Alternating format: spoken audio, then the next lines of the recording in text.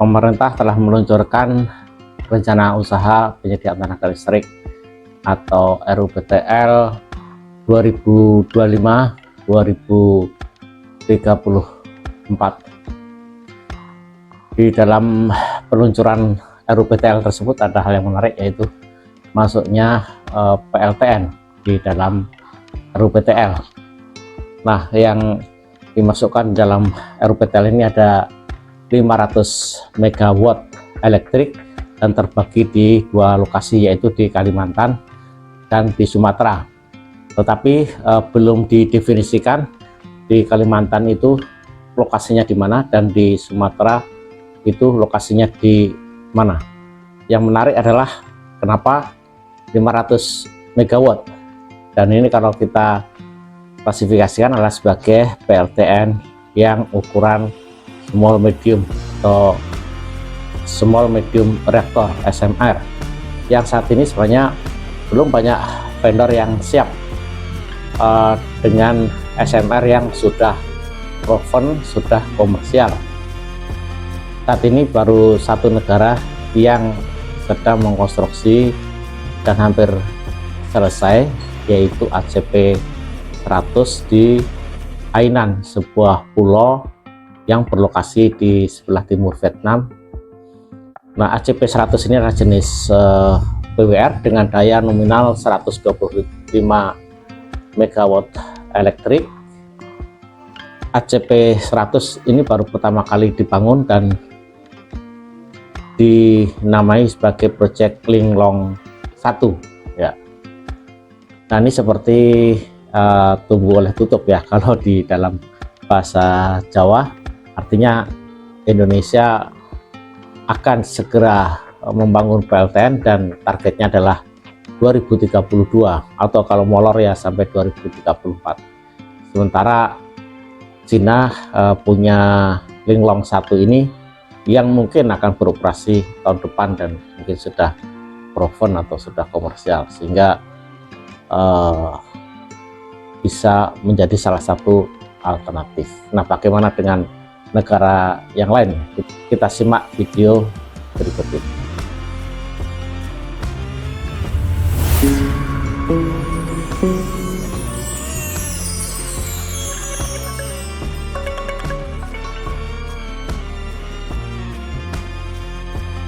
Kita minum teh dulu. Bismillahirrahmanirrahim. Assalamualaikum warahmatullahi wabarakatuh.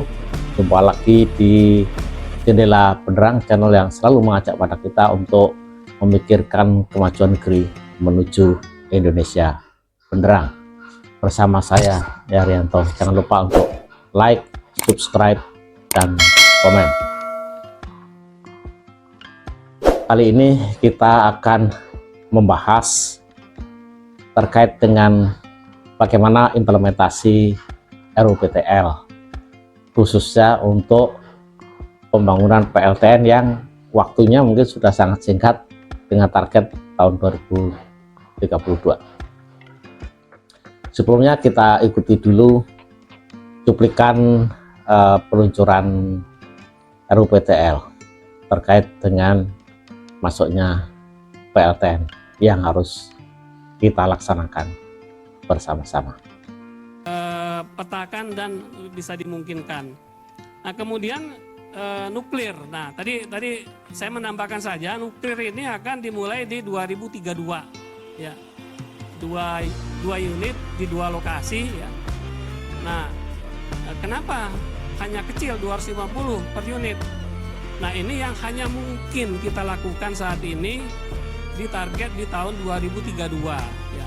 Konon katanya kalau yang small modular reaktor itu bisa 8 tahun gitu ya. Nah, tapi Bapak Ibu, nuklir ini sebetulnya tidak hanya yang small ya. Kita juga sudah menghitung ya, merencanakan mulai saat ini juga akan yang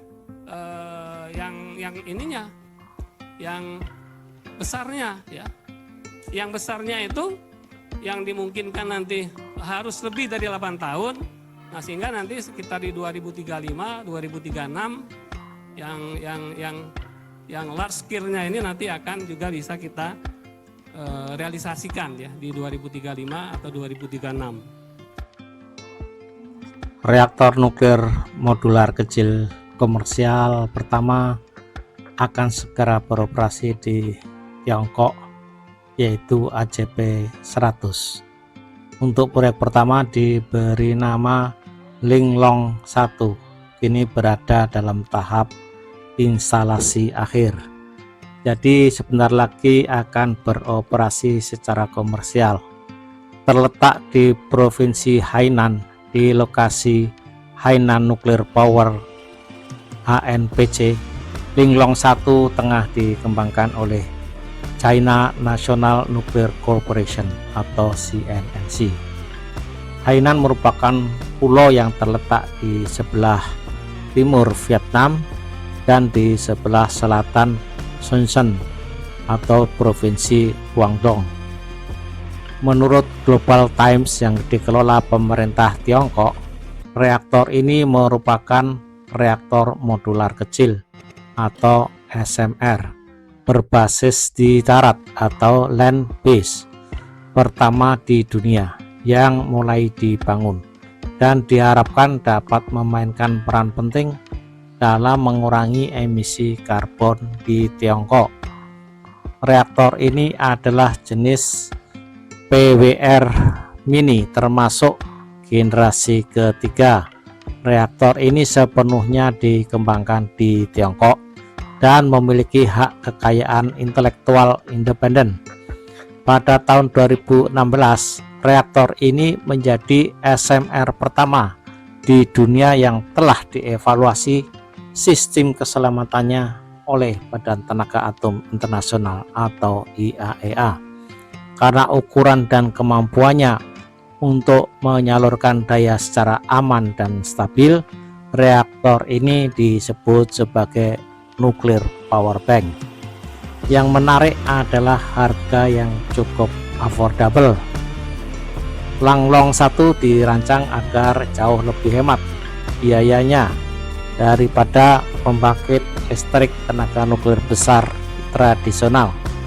Linglong 1 dilaporkan memiliki biaya konstruksi sebesar 5 miliar yuan atau 700 juta US dollar, atau kalau dirupiahkan sekitar 11,5 triliun rupiah. Sedangkan reaktor Hualong 1 yang lebih besar menghabiskan biaya 20 miliar yuan atau sekitar 2,8 miliar US dollar, atau kalau dirupiahkan 45,6 triliun rupiah. Hal ini merupakan pengurangan biaya yang signifikan, menjadikan Linglong 1 sebagai pilihan yang lebih menarik untuk jaringan yang lebih kecil dan lokasi terpencil. Bagaimana kansnya untuk memenuhi target RUPTL di Indonesia? Dari sisi teknologi, secara umum ACP-100 atau Linglong menggunakan PWR yang sudah matang atau proven dengan daya output 125 MW elektrik. Hanya di scale down saja dari PLTN PWR besar, sehingga dari sisi keselamatan pun tidak menjadi masalah. Para ilmuwan maupun praktisi PLTN sudah mengenal betul karakter PWR, jadi tidak diragukan lagi.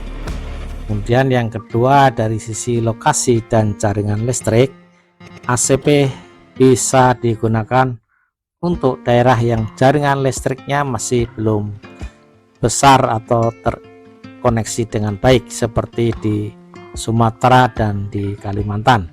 Masing-masing bisa dibangun 2 unit untuk satu lokasi, dan hal ini lebih menguntungkan dari sisi stabilitas jaringan daripada membangun masing-masing lokasi 1 unit A250 MW elektrik. Kemudian yang ketiga, untuk jenis SMR, dari sisi harga masih realistis untuk menggantikan PLTU batubara. mungkin akan sedikit lebih mahal daripada PLTU batubara. Namun untuk PLTN kesekian tentu akan lebih murah dan nantinya akan masuk harganya secara keekonomian. Kemudian yang keempat, dapat menekan emisi gas rumah kaca, di mana sampai saat ini Indonesia masih tetap komit untuk mencapai targetnya tahun 2060. Bagaimana dengan alih teknologi? Ya, kita meniru saja apa yang sudah dilakukan oleh Tiongkok. Mereka baru membangun PLTN pada awal tahun 1990-an. Namun transfer teknologi merupakan kunci suksesnya.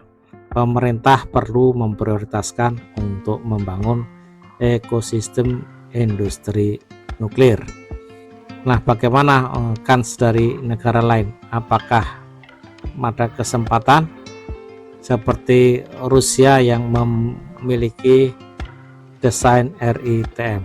Kita tunggu saja karena pemerintah belum membuat keputusan yang pasti. Demikian, mudah-mudahan bermanfaat untuk sobat jendela penerang semua.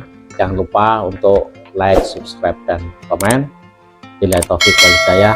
Wassalamualaikum warahmatullahi wabarakatuh.